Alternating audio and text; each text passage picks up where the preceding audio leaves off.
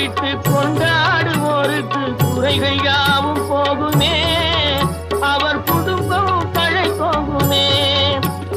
சமர வேலாயுதம் பக்க துணை கொண்டால் சகல பயம் நீங்குமே. ஐயன் முருகனை கூப்பிட்டு